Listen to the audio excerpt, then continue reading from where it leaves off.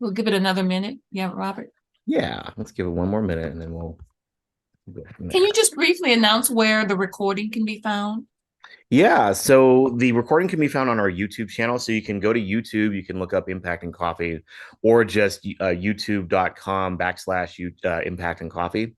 And that's our YouTube channel. We typically post within like a day or two of Impact and Coffee or of the event, so to speak. So yeah, let me just make sure I can actually type that in too. But yeah, that's our channel. We have all of our essentially all of our recorded series dating back to the beginning of the pandemic. And I don't think we have any recorded sessions over our Facebook when we were doing live. You can look back on our Facebook, but those are not categorized in any way or categorized, cataloged. There we go. That's probably the better word for it. But our Facebook page has a lot of our Facebook live events when we were in person at the Albuquerque Community Foundation before the pandemic started. Which, man, I can't believe it's 2023 and here we are. And oh my gosh, Stephanie Santillanes is here. Hi, Steph. Good to see you. Um, as folks are coming into the Zoom room today, please make sure that you introduce yourself, name, pronouns, organization, and anything that you're grateful for on this semi overcast Tuesday morning. I have a little bit of sunshine in the background, so I'm going to try to move my computer so that I can maybe, here we go. People can see me instead of this glowing haze behind me. But welcome anyone who's out there. We'll let folks trickle in. But this is Impacting Coffee. We host these every first and third Tuesdays of the month um, over Zoom. And I know we are still kind of trying to work out um, trying to figure out like, okay, do we still meet in person? Like whenever that was, so stay tuned. We're trying to figure that out. But if for now we're gonna stay over Zoom, I think that's a little bit safer for a lot of folks, and we also want to be respectful of people's safety too. So I'm Robert Nelson. I use he, him, and Shaw pronouns. So if you don't know what Shaw is, it's actually a Tagalog word, which actually does not denote gender. Which is it's super. So before the Spanish came, we didn't have all that weird messy stuff around binaries around gender, which is it's awesome. So, but yes, I am a local nonprofit consultant. I used to work for a place called Pivotal, New Mexico. And I'm joined today by our wonderful Impact and Coffee team, Jermaine Mitchell at Albuquerque Community Foundation and Denise Garcia, who at Pivot Evaluation, who help really, really help bring Impact and Coffee together for all of us today. So thank you all both. Um, if you've never been to Impact and Coffee, it is a welcoming conversation to build community within the nonprofit community locally within Albuquerque and around the state of New Mexico. Um, what else was I going to say? You can contact us either on our Facebook page, facebook.com/impact and coffee, or you can email us at impactandcoffee@gmail.com. I know Jermaine has been really busy, like scheduling speakers for the next few months. So we are booked up. I love it. I love that we're booked up. So thank you, Jermaine. We have some really great folks coming to speak at Impact and Coffee next few weeks or so. So looking forward to that. Um, a little bit of announcements. So we have this wonderful little grant award called the Next Gen In Award. It is sponsored by PNM. It is a $2,500 award to build capacity for any projects that nonprofits are going through. So if you have an organization that you're working with and you're working with youth under the age of 25, feel free to email us at impactandcoffee@gmail.com for more information. It's a very, very simple application. I think it takes like 10, 20 minutes or so to fill out. But we've had some really great folks come through here um, that we've given awards to, like Generation Justice. If you've never heard them, check them out every Sunday night at 4 p.m. or not 4 p.m. That's I think it's like 5 p.m. Sorry, they're a youth-led radio program based in social justice here in Albuquerque specifically, but they're one of our recipients too of the Next Gen Award. Jermaine or Denise, is there anything I've left out before I kick it over to Torri? No, we're just grateful for those who have joined us. We please remember we have Impact and Coffee on the first and third Tuesday of each month. So we are looking forward to our upcoming speakers, as Robert shared. Awesome. Thanks. Thanks, Jermaine. I also, we used to do this when we were live too, but we used to practice Gratitude Tuesday. So I know I'm grateful for just a lot of the moisture we had over the weekend, which is really great. I know we need it, so I'm very grateful for just some water, extra water, because I know we're in mega drought. So crossing fingers we get some more. But as folks are coming in the room again, please introduce yourself. Please share what you're grateful for. And I think without further ado, I will kick it over to Torri and spotlight you and ask you just to introduce yourself and also Torri, is you please share if there's anything that you're grateful for this morning on Gratitude Tuesday, and we'll go ahead and get started. Hi, good morning. I'm Torri Jacobus. My pronouns are she, her, and hers. And today I'm grateful for the opportunity to share with you all. I'm going to start sharing my screen in just a moment, but before I do, this is a smaller group, which I love. Smaller groups means that hopefully it can be less me talking to you and us talking to each other. So please feel free to interrupt me at any point. Once I start sharing my screen, I can't see if you raise your hand or wave, so just shout out. I'm really happy to stop and then go down any path that you all want to follow. I am a human rights, civil rights attorney, and my work right now focuses really heavily on race equity and social justice. I chair the New Mexico Supreme Court Commission on Equity and Justice. And in that capacity, my work is focused on trying to just increase access and decrease barriers to a fair and equitable justice system in the state of New Mexico. We're going to talk today about ending race-based hair discrimination, and I was heavily involved in passing the laws in the state of New Mexico and the City of Albuquerque. And I've also provided expert testimony at legislative sessions around the country. All right, so I'm going to start sharing now. Although we're 3 years into the pandemic, I'm still not great at this, so y'all tell me if I'm doing it wrong.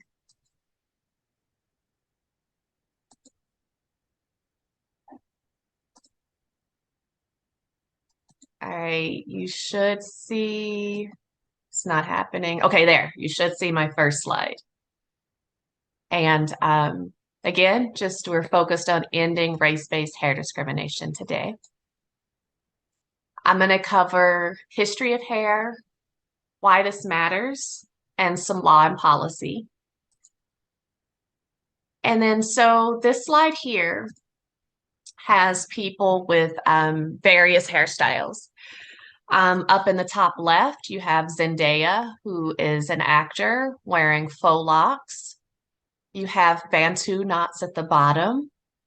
You have, I cannot remember the Chloe and the Bailey sisters down at the bottom in the middle wearing locks. You have Lupita with her freeform afro. You have braids here, and you have Angela Davis with her afro. And then you'll also note that we have non-African Americans in these pictures. And that's because here in the state of New Mexico, our work at protecting against hair discrimination, although the work is centered in Blackness, we strove to include people who were not Black, but who also experienced similar discrimination because of their appearance. And so that included, it was very important to include Indigenous people in our community, and then also included those who wear headdresses or scarves for some reason integral to their race or their culture. And then so radical, unkempt, disheveled, extreme, unattractive, and urban. Those are all words that have been used to describe the hair of Black people in the workplace, in schools, and in daily life. These judgments reflect centuries of privileging straighter hair because of its closer association with whiteness and serve to denigrate natural hair texture, styles, curliness, or kinkiness because of its association with African descent or Blackness. But it hasn't always been this way. In ancient African societies, hair was a sacred cultural and spiritual symbol, and you'll see this in other cultures around the world as well. I know that certain indigenous communities in the US also view hair as sacred and spiritual. Braids and other hairstyles were historically worn to signify various markers: marital status, age, religion, rank in society, and wealth. Each style had deep cultural and historical roots. Hairstyling was and is an important social ritual and a time to bond with family and friends. And then, as African people were enslaved and captured and brought to the US, slave traders shaved the heads of the African people they captured. And this was a first step in a process of systemic culture and identity erasure. And it was intended to strip their connection to their cultures. And as their hair grew back, they no longer had access to the tools that they used to take care of their hair. And what was once a source of pride was now tucked away under cloth. And then as we move through slavery, through the time when Black people were enslaved, Eurocentric beauty standards really started to come into play. That's when Black people were told that coily hair and dark skin were unattractive and inferior, and hair that was straighter and closer to that of white people was more desirable. And those slaves were selected for more desirable positions in the house. Braids at this time were actually used in some pretty cool ways. They were used to enslaved people seeking to escape were able to cornrow their hair into map escape routes, braiding the braids into patterns that resembled roads to either avoid or to travel. And small bits of gold and seed were hidden in the braids to sustain them during and after their escape. Jermaine will know this one a bit, that in the 18th century, Black women were forced to cover their hair in public. And Jermaine, I'm just going to pause. Do you know much about that time? And if so, would you like to share? Yes, of course, I'm from New Orleans, and of course, in New Orleans, during that time when women were forced to cover their hairs, there were marketplaces and trade places where people could be themselves. So I guess I'm more from that rebel type community, and women found ways to express themselves. And the other unique thing about being from New Orleans is we had the culture that was allegedly stripped in this country came together. So we did learn about various hairstyles, various hair wraps, and ways to get around the laws to pretty much cover our hair and hide our culture and our heritage. But once again, I'm that rebel community where we found ways to make it happen and places to make it happen. Yes, thank you, thank you. As Jermaine said, at this time, free women in the South and enslaved women in the South were wearing their hair in these beautiful, elaborate styles that were attracting a lot of attention. So the governor of Louisiana passed a law requiring Black women to wear a scarf or wrap over their head as a way of signifying that they were that they were Black, even if they were free. And so they followed the law, but in an amazing rebellion, they made their wraps glamorous and empowering fashion statements. And so, and then once the US took ownership of Louisiana, those laws were no longer enforced, but they started this process of policing Black hair. And Black women also continued to wear their head wraps as a symbol of resistance and rebellion. Then, as we come into the 20th century, Madam C.J. Walker, one of the first Black, I think she might be the first Black millionaire actually, invented the hot comb, which allowed Black people to straighten their hair and have an appearance closer to that of whiteness. and that provided some social benefits. Middle class and upper middle class women during that time tended to straighten their hair. And then as we moved forward, there were opportunities for relaxers, which was a chemical treatment that breaks the bonds of the hair in order to straighten it. Then, as we move into the 60s, during the Black Power movement, the afro became a symbol of self-empowerment and activism. And again, you'll see Angela Davis in this top right corner. Many Black activists and scholars wore their afros large and embraced their natural texture as a way of reclaiming their roots and a symbol of the fight against racism. And then this brings us to now. We're still facing discrimination for wearing our hair the way it grows out of our scalps and in styles strongly related to our culture. And so, as I've already pointed out on this slide, some of these natural hairstyles that are inherent to Black identity are locks, braids, and Bantu knots. And these are all what's called protective styles. It's really important that I talk about protective styles briefly. So, Black hair, African hair, tends to be pretty delicate, and manipulating it a lot can be damaging. So a lot of our styles are focused on low manipulation, tucking the ends of our hair away from the sun, the heat, and constant manipulation. And so that's why you'll see styles like the Bantu knots, the braids, the twist.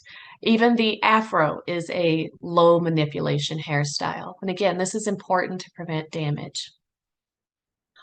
And then we've seen in the US several times in places where children and adults are discriminated against because of how they wear their hair. We've seen it specifically here in Albuquerque, where children have been disciplined at higher levels for wearing braids or having long hair in ways that don't quite conform to the Eurocentric norms that are baked into our dress codes. I'm going to pause here. Does anyone have any questions or thoughts that we should drill down on briefly? Okay. I have a quick question, Torri. I Yes. was unaware that of the, students being disciplined by their hair. I mean, at what point did this conversation make it to the point where it became public knowledge, number one? And number two, what resources did the kids have to help address this issue? So I'm going to talk a little bit more about that later. I'll talk about the law and policy that are in place now.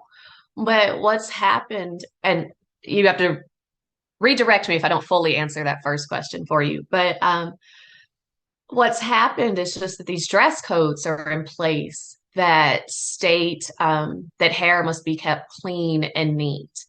And those are interpreted in some communities to mean to eliminate the styles that are key to our culture. And to, for example, for Indigenous students, it may require them to cut their hair, boys cut their hair, because there'll be a rule that male students or male identified students can't have long hair. These types of issues have been in the news for a while, I would say at least the last 20 years, but there wasn't a lot for students to do about it other than to conform. Over the last maybe 10 years, we've started moving in the direction of less conformity and accepting people for what they bring, what their culture brings to the table. And when I say we, I mean us in certain communities. It's starting to be a national conversation, and some states and communities are moving along faster. You all may remember in 2018, there was a referee in New Jersey who forced a high school wrestler to cut his locks or forfeit his match. And the student did. He cut his locks right there on the sideline in order to continue to compete. under the law in New Mexico right now, that would have been illegal and inappropriate, and the student would have had various remedies. There is an exception that if if the changes are necessary for safety reasons, they can be enforced. Does that cover it, Jermaine?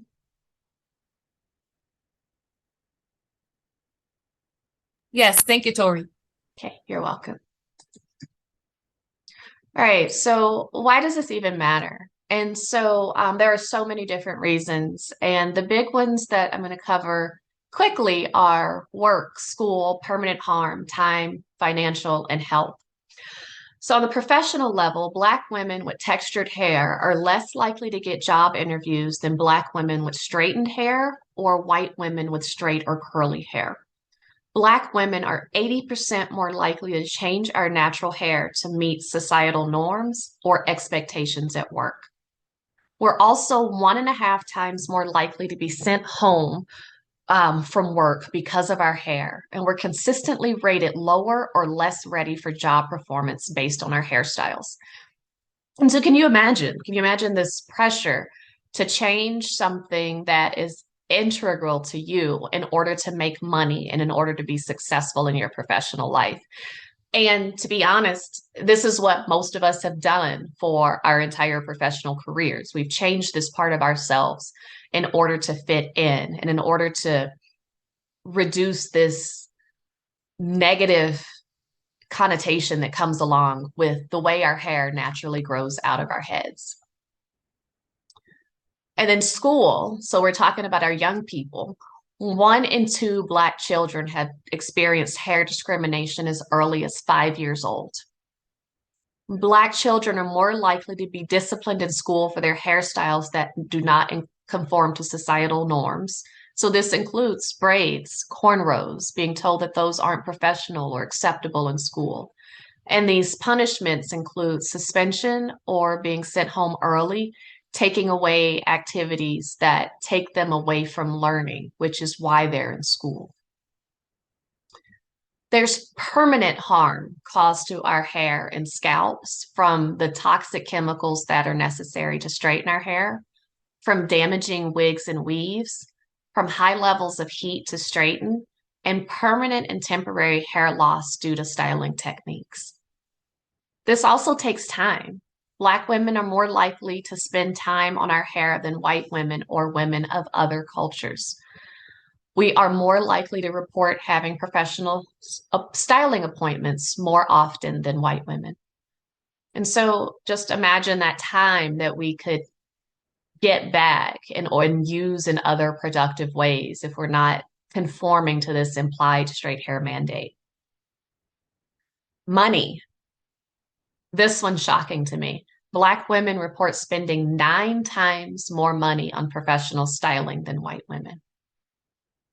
So this is a social problem, professional problem, and economic problem.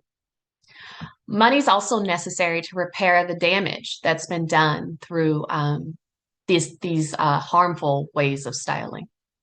And then the big one's health. Black women are 3 times more likely than white women to disengage in exercise and other physical activities because they don't want to spend more money and more time to return their hair to straight hair. And so what that means is if the hair gets wet or if one sweats or if one swims, whatever it took to make the hair straight, it all reverts back to the natural way that the woman's hair looks. Lack of exercise leads to other health issues. Women who use chemical hair straighteners and relaxers may have a higher risk of uterine cancer. They also may have an increased risk for uterine fibroids. I'll pause again. Are there any questions or comments on this?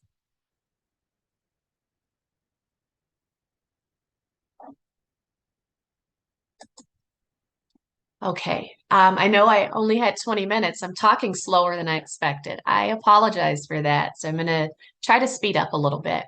So law and policy. Federal law has not done a great job of clarifying that discrimination based on hair type, texture, and other characteristics closely linked to race are indeed race discrimination.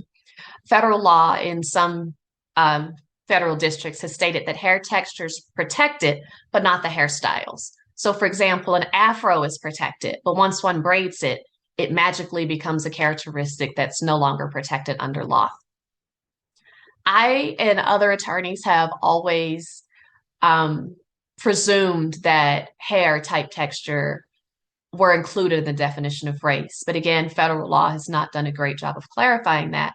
So, in order to clarify that, many states have moved forward in trying to create legislation that adds hairstyle and texture to the statutory definition of race. What started this was a couple of different activities happening all at once. There's a law professor at Drexel University, Professor Wendy Green, who has been working on addressing grooming code discrimination and how it intersects with race for at least 2 decades. And then Dove, after they made a really big mistake with some advertising a few years ago, really put their money where their mouth was and put money towards opportunities for Black women. And they created some model legislation called Creating a Respectful and Open World for Natural Hair, the Crown Act. And let's see, sorry, I'm trying to jump around really fast now. And so these bills, these laws that the Crown Act creates ensure that traits historically associated with race, such as hair texture and protective hairstyles, are protected from discrimination in the workplace and public and charter schools. In New Mexico, we went a step beyond that. We added this definition of race to our Human Rights Act, and in the City of Albuquerque to our Human Rights Ordinance, in order to protect against hair discrimination in the workplace, schools, housing discrimination in housing, and in public places, so that in all of those places, people cannot be discriminated against based on their hair type, texture. And we also, again, included cultural headdresses. We included characteristics that are important for our Indigenous community, including length of hair. And that was really important for us and our community because as we were starting to have the conversations regarding drafting the legislation, we realized that this didn't impact only Black people. And because of our unique population here in New Mexico, we could expand and we should expand the conversation. We have the most, Albuquerque and the state of New Mexico have the most expansive, the most inclusive legislation in the country. This map shows where Crown Act or Crown-inspired legislation occurs. You'll see that Louisiana and New Mexico have state and local laws. There are several communities that have only state laws. Those are the blue. And then the green is local laws only. So, for example, in Arizona, Tempe and Tucson have local laws banning race-based hair discrimination. Texas, Austin, and Harris County. Harris County is Houston, the Houston area, I think. Okay, and then there's a note down here at the bottom that the U.S. Virgin Islands also have a law banning race-based discrimination. This law is not 100% up, this map is not 100% up to date because Minnesota just in about 3 weeks ago, they passed a state law to protect race-based hair discrimination, to protect against race-based discrimination. These are all of the states right now, and then there are about 40 local areas that also have laws prohibiting against race-based discrimination, race-based hair discrimination. New Mexico was the 9th state, and Albuquerque was New Mexico was the 10th state. We should have been 9th, but we missed it by about a week.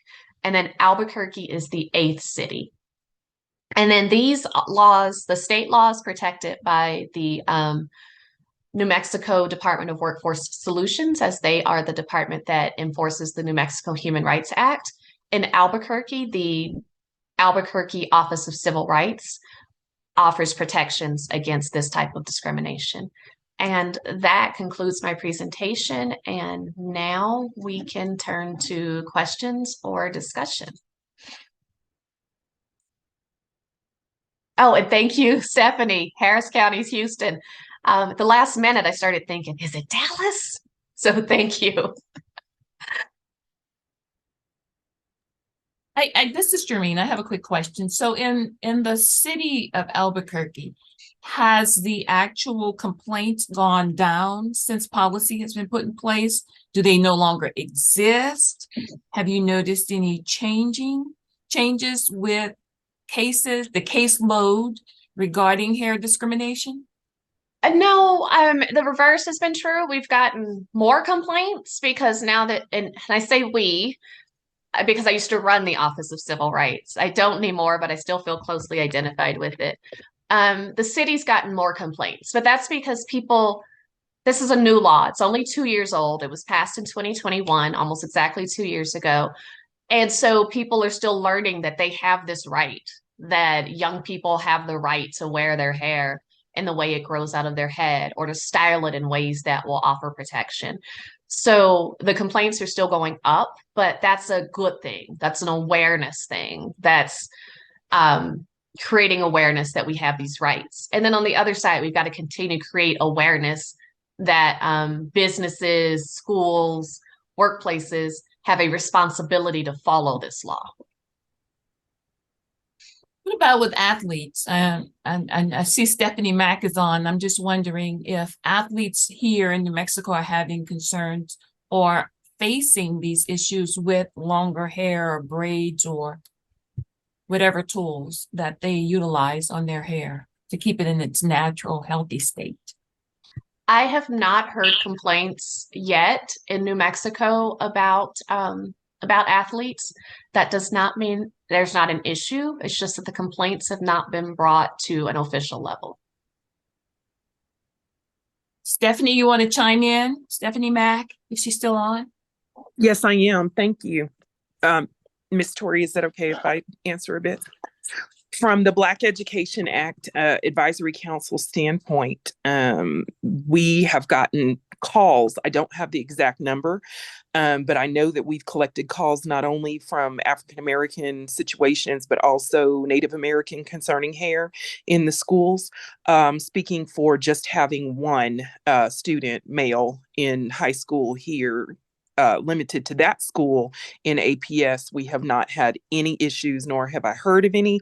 But statewide, I'm sure that that is not the case. I was very pleased to hear the report that Texas was even, involved in this at all, because coming from Texas, I'm amazed. So, yes, I'll keep an eye on that, and I'll give that information back to Torri. So if she speaks on this again, maybe we can have a number of situations that have been reported concerning hair. Thank you. Thanks, Stephanie. And as you hear those, please definitely, any of you, reach out to me, because we want to have those reported to the state and the city of Albuquerque so that they can have an idea of what's going on, because they have to know what's going on in order to build the tools in order to combat it. And then also reporting to the city or state doesn't mean that you have to go through the full administrative process. It just means that you can get the information and find out what's right for you and your family. Awesome, thank you. Any other questions? This is a safe place to have this conversation. Please chime in. I have a question. Oh, go ahead. Go ahead. I'm sorry. Good morning, Torri Jacobus. This is Bev McMillan. How are you this morning? I'm good, Miss Bev. How are you? Good. Just a statement, not necessarily a question. There's always money behind this. The Black hair care business is a not million, billion-dollar company and collective organization. And right now, there's a big discovery behind the chemicals that we have been using over the years is increasing a high impact. Definitely the fibroids that African American women suffer. We have a high rate of suffering from fibroids, and just the uterine cancer as well that's coming out, and some breast cancer because of the chemicals. But nobody is going to stop, because for those of you that have not had to use these chemicals, it's lye. Is the chemical there is lye. So lye burns. So just to educate yourself around what's in some of these chemicals in order to straighten the hair. And the process only lasts about 6 weeks, and then you have to go back again. So it's a huge component for us. And I know we have some other individuals on the phone that have gone natural because of that. And just because we're just tired of the process of getting this work done. And you're right, the extra time, if one of us goes and gets our braids done, it can take, depends on your braider, 4 to 8 hours, or the process that you're actually going through. So nobody knows what that process is like, and that's traumatizing as well. So it's just a statement. So true. Thanks, Bev. Yes. And you mentioned the multi-billion-dollar nature of the Black hair care business, the straightening part of it, the conforming to the whiteness mandate. Business responds quickly. And so now they're getting into the natural hair care products as well. And I put that in quotes because some of these companies are putting out products that say they're natural, say they're designed to enhance our curls and kinks, and they're actually just as damaging, just in different ways. But our country has a long history of making money off Black bodies.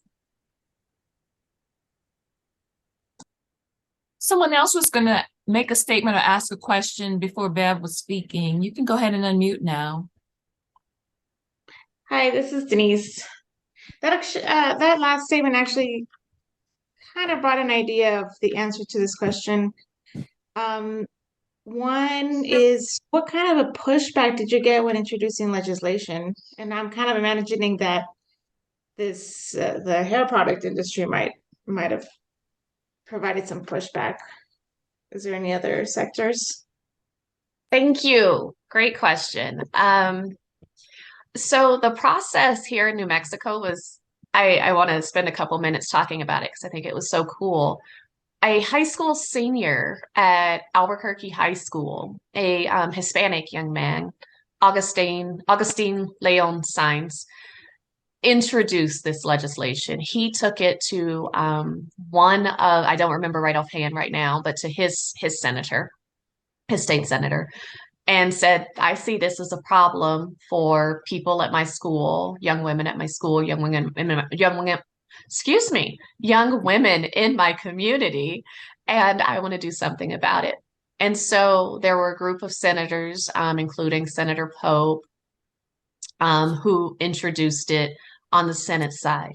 But while that conversation was happening, even before that conversation was happening, I had been able to update our internal policies at the City of Albuquerque in order to add this definition to race discrimination for our internal policies. And that impacted maybe, 6,000 people in the City of Albuquerque. City of Albuquerque is the biggest employer in the city. And so that gave us a start to our conversation internally. And then so you have the state conversation going on. I'm echoing all of a sudden. Okay, it stopped. Okay, so we have the state conversation going on, the city conversation, and then City Councilor Lancena heard about it and got involved and thought, hey, let's do this at the city level too. So we were actually able to get the city's law passed before the state law, even though we started later. It passed unanimously at City Council. We had virtually no opposition at the City Council level. It was a really wonderful opportunity to see bipartisan action really working the way it's supposed to work. It's rare we get anything passed unanimously in City Council. So it was a wonderful moment, and it was a wonderful community building moment. At the state level, It was not a unanimous process, and we didn't get any pushback from the beauty industry, but we did get pushback just from community members and legislators who didn't see it as an issue or thought it was sorry, I'm trying to find my nice words, that they agreed that Black hair was damaged and harmful and ugly. And so they thought that it was okay to continue this process of this policy of requiring us to straighten our hair. We also had a few legislatures who said that somehow this law was going to increase gang activity. We did not take an opportunity to delve into that obviously racist line of thinking, but acknowledged it and moved on. Well, I'm glad to hear about the city, though. And it passed by an overwhelming majority at the state level, too. It was just a few outliers who wanted to make life hard. Oh, you'll always have those, I suppose. Yeah. And kind of a follow-up question, you're starting to get more complaints. Is there a particular sector where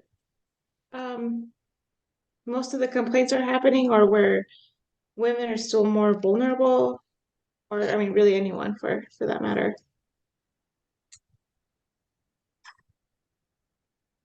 I don't think so.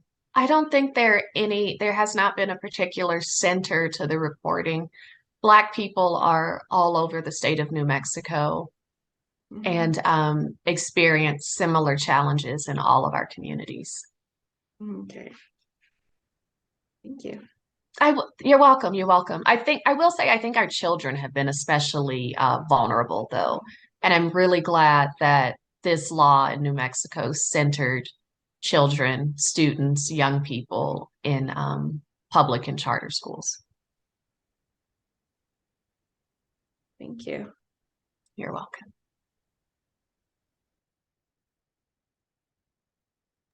I guess I have a question too. So you mentioned with the increase in cases, or at least instances where people are filing complaints, what other supports are needed to kind of broaden more capacity to support those folks?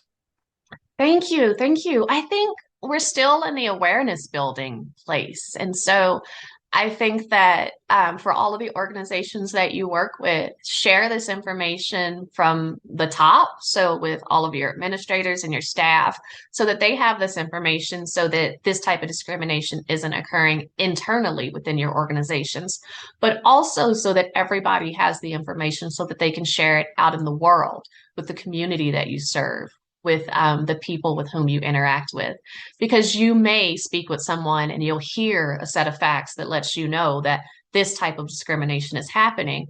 You need to be able to identify it and then point them in the right direction.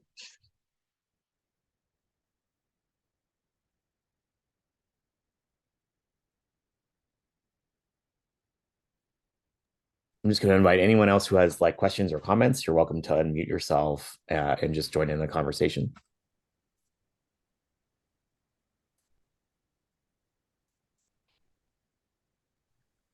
I have reached out to Kimberly York, who is the point person for the Black Education Act. If any questions come up regarding any statistics, I wanted to provide that name to the group. She works for PED, and also any of the advisory council members, and I'm awaiting her reply. Thank you. Thank you, Stephanie. And I want to give sort of a shout out right now. There is a policy and advocacy lab here in New Mexico called the New Mexico Black Central Organizing Committee. And it's made up of mostly Black women.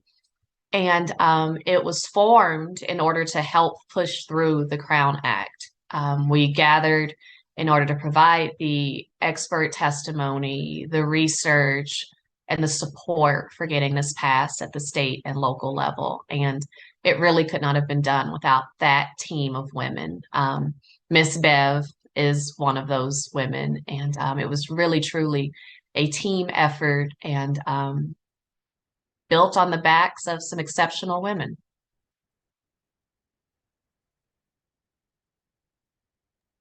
Tori, I have a quick question. Is there, and I'll let Bev, it looked like Bev had something to say. Is there an organization or a group where women, especially women of color, not just Black women, but women of color can go to, especially if they recognize some horrible trends in the workplace? No, is the short answer. The longer answer is they can report to the City of Albuquerque Office of Civil Rights if they're in Albuquerque. Even if they're not in Albuquerque, the Office of Civil Rights can help provide resources around the state or even just information. And then the state Workforce Solutions can also provide assistance with reporting. But I recognize that that's not always, reaching out to the government isn't always comfortable. And so the New Mexico Black Central Organizing Committee is a resource for women or for people who are experiencing issues. They don't help solve the issues, but they help find the resources, connect people with resources, provide some advocacy where necessary. And then I am always happy to offer myself up as a resource for helping connect people with the right people in the right space. I'm not actively litigating right now, but I can provide information and resources. Can you put your contact information in the chat for those who are watching this later on? Yes. Okay, I think I cut someone off. Was it Trisha Babb? I'm sorry.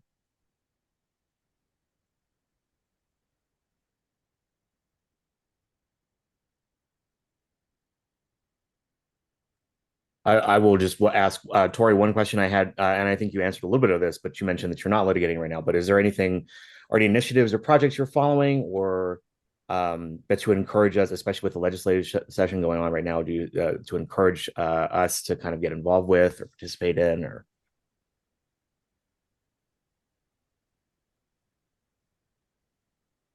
Most of my advocacy right now with the legislative session, I've been following the housing bills.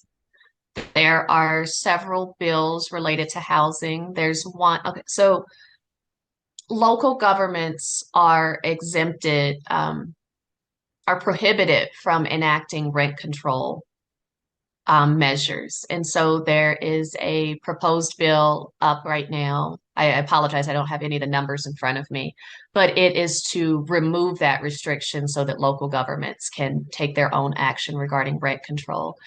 And if you look at rent rates over the last 2 years, they have skyrocketed in ways that have made housing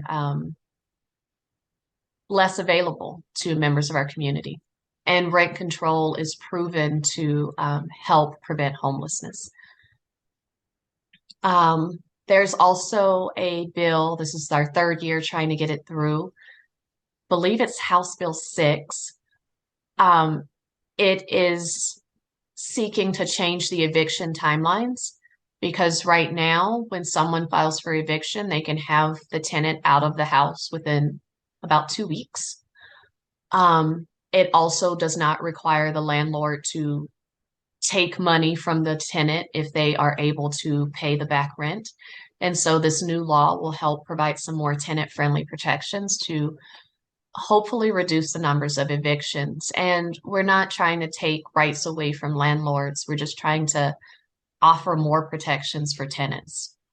Thanks, Robert, for putting House Bill 6 down there. And then I heard yesterday that there is another bill being proposed that will propose statewide rent control. I don't know if we have support for it, but I'm glad that the conversation is starting. And I hope that all of you can pay attention to these and offer support where appropriate. Tori, what was the first bill that you mentioned before House Bill 6? I don't know the number for it, but it is about removing the prohibition for cities and counties from imposing their own rent control policies.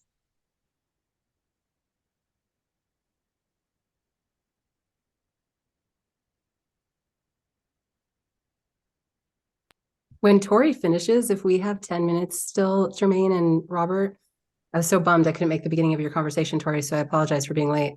I would love to chat with the bills that all of us are thinking about, because I'm so pissed about last night's bill on independent redistricting getting voted down by the Dems and the Republicans when there was tons of support and not one person in opposition. Because I think it sets a horrible example. They're the ones in power right now. And as leaders, they are saying, you got to cheat to win. If this is what the Republicans are doing, this is what we're doing. So it's just infuriating on a number of levels. But anyway, I would love to hear your guys's too after what Tori just spoke about, because now I'll pay attention to the bills she's talking about. I can be done because I think that's a really important conversation for the last 10 minutes of this session. Torri, we just want to say thank you so much for joining us today and for speaking on this on Tuesday, especially during Black History Month. I know we don't necessarily we don't promote it, but we also know for us, Black History is every day. It's not just according to the shortest month of the year. It's all day, every day. So I really appreciate you coming by and helping us today and speaking towards this important topic and some of the work that you've been doing across our community. So we really appreciate you. I hope Thank you so much. Thank you. But yeah, stick around. I think Trish, you brought up a very good point. Is there I think working to build some space around having more conversations about our legislative session. So Trish, I don't know if you want to take the floor a little bit. I know I was disappointed in last night's bill. I've been kind of staying away from the legislative session this year, but been watching from afar. But I know SB 99 was also a big disappointment for me. I would love I would love you to talk about SB 99 after I say this. I think that's great that you even knew about it, Robert, because so few people knew about it.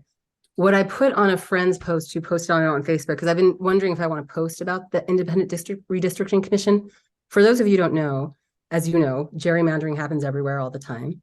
New Mexicans, 77% in favor of redistricting independent commission, so that it's not the legislators that are doing the redistricting every year or 10 years, whatever it is. So all kinds of support, and everyone up in support for it yesterday. And Javier Martinez, Rena Stefanski, all these Dems and Republicans against it. So it's clear that only the people in power are against giving the power to the people. So I just said I was shocked by the people I thought were progressives voting against this. And I mean, progressives. It set a horrible example as leaders. You got to cheat to win because that's what the other team does. In reality, redistricting should make it equally fair and unfair for both parties. 77% of New Mexicans want it, and they won't even let it go to the people for a vote, because that's all it was going to be, a vote of giving the people the vote. After their own task force 2 years ago asked for this. So it was a very disappointing day for New Mexico. That's what I had posted on a friend who publicized her thoughts on this. I want to say thanks again. I back everything Robert said to Tori, because even though I didn't get to hear the whole conversation, I look forward to watching it on YouTube. And I'm so glad that she's out there advocating in this way. So anyway, Robert, if you have another vote, I'm so glad you're paying attention is what I was going to say, because I didn't hear anyone talking about this last night. I tweeted after the Albuquerque Journal tweeted about it. It's just one of those things that's hidden. And I think it's also because a lot of Dems are like, yeah, if we got to cheat to win, we got to cheat to win. We will gerrymander too when we're in power. So I'm just again, as a leader, I think that sets a horrible example. What we put out into the world comes back to us. And we're supporting more cheating, really. So I feel all kinds of strong about that. Thank you, Robert. Thanks, Trish. I appreciate you. I appreciate that you would talk about redistricting. It's not, how should I say this? It's not a sexy topic. So people go redistricting. And I'm like, yeah, and I always tell people it gives politicians the right to choose who votes for them and takes the power for us to vote for them rather than, So for instance, I'm in City Council District 2 along with Trish. And for some reason, we have West Side voters across the river in District 2 now, which used to be the case before 2010 in the census. But now there's just this block of Democrats that are voting on the west side. I'm like, so who wanted those votes so bad? So yes, so very good example of why gerrymandering is so interesting and terrible. And I know a friend of mine was actually gerrymandered out of her district and House district for Congress votes in South Broadway, which, if you didn't know, South Broadway is a historically Black neighborhood, but is mostly a community of color. So it's interesting to see how people are gerrymandered out of like their political power across their communities without even really knowing. So, Dr. Stephanie Mack, you put in SB 482. Can you, if you don't mind, could you talk a little bit about it? Sure, I'm pulling that back up again. This is being introduced, and I'm actually going to be in Santa Fe tomorrow regarding this. I work with tribal education departments and taking into consideration individual tribal sovereignty and also state standards and the statistics with our Native American students specifically. And as a result of course, Yazi Martinez, to talk about the state tribal compacts. We have them with gaming, we have them with water. This is along the same lines, giving the authority and rulemaking a little bit more over to the tribe to coordinate with PED and to not always have to conclude or have their students assessed by Common Core, and being able to develop some of those plans that are more culturally and linguistically relevant. And it's being introduced by Benny Shindo. There's going to be a lot of discussion back and forth on that. We also have the reoccurring funding bill that is for the Educational Trust Fund, and that's getting a lot of traction as well and support. I think the ACLU and other entities are speaking on behalf of that, because it's hard without sustainable funding. These year-long grants or 2-year are not able to put in framework and sustainability that will outlive us. So that's kind of what I'm working on with them currently. So it's only 8 pages long if anybody's interested in reading it.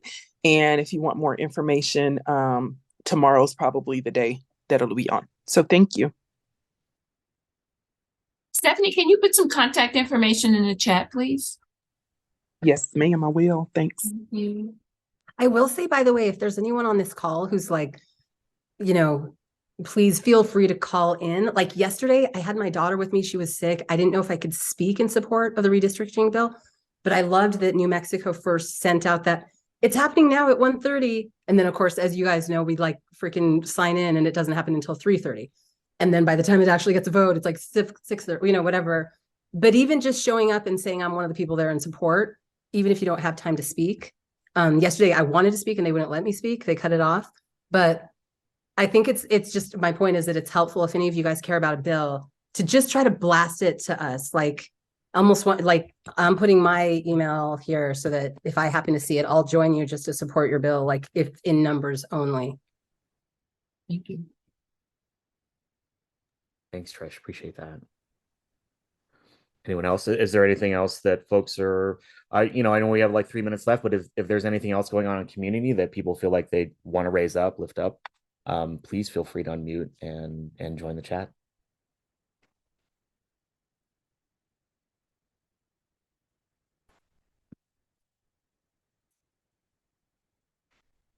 Robert, what was SB 99? Did you say that? I missed it. Yes. SB 99 was the rent prohibitions. It was sponsored by Oh. Lynn and I think Patricia Roybal Caballero. And in fact, I'm not sure if I think it was tabled early on in the session, unfortunately. Oh, okay. And By the way, I mean, I think it's worth it, especially when a bunch of Dems are against a bill, to highlight those Dems that were for it. Natalie Figueroa, who I don't know anything, I really don't know politicians, so but I just know the names. And Natalie Figueroa was the person who sponsored that redistricting bill last night and was clearly fighting hard for it, and everyone on her team was against her. Yeah, I think, and that highlights what happens within our state around our politics, especially. And I think and especially working in the nonprofit sector, it's like, oh yeah, we have Dems who may not be as progressive as they say they are. So yes, that's kind of how that works. And And I always tell people follow the money because some of our Dems take oil and gas money too, which is fascinating stuff.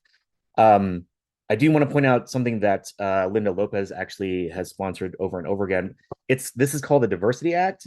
And I think it's something that she's been trying to push for years and trying to get more racial equity training for state offices over the years. It actually started out very, very, very, very, very, very far to racial justice work.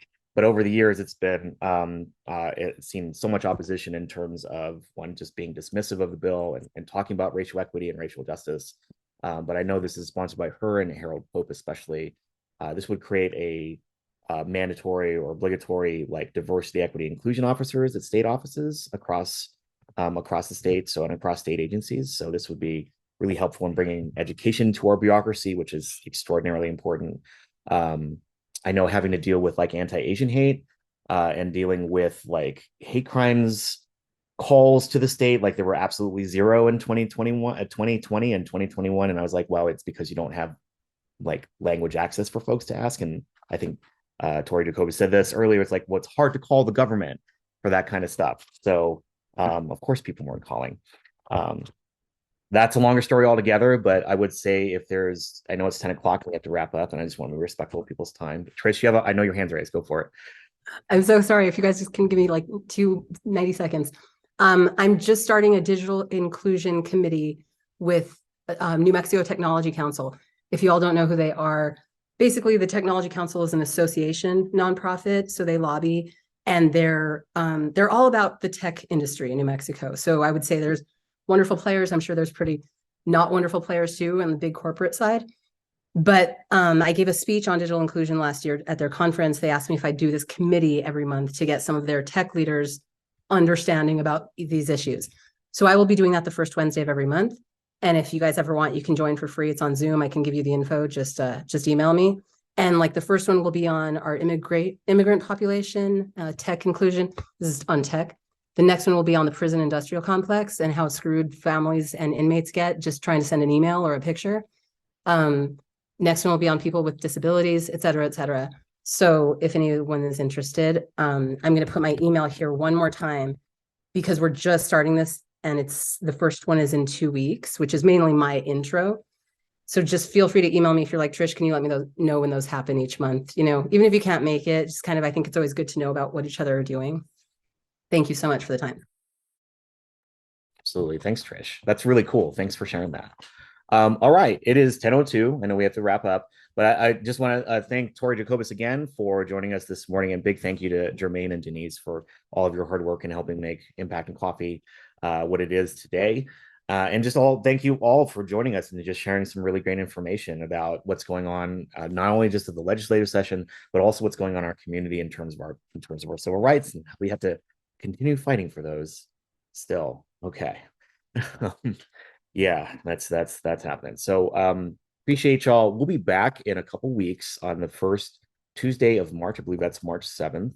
And so I know we have a special guest for that. I don't have the name off the top of my head, but watch out for your emails. We'll be emailing on who that will be very soon. Chad Cooper will be our next speaker. Thank you. Thanks, Jermaine. Appreciate you. Chad Cooper. He's a really cool guy. So you all should tune in for that. And Jermaine, is there anything else you wanted to add before we get going today? I want to thank everybody for their attendance today. Thank you again, Torri, for sharing, educating us, getting these conversations starting, and creating a space to have these conversations. So thank you, Robert. Thank you, everyone, for your attendance today. I'm just grateful for Impact and Coffee. And with that, I think I'll just wish everyone happy Tuesday, and we will see you in March. Take care, y'all. Have a great weekend. Thank you.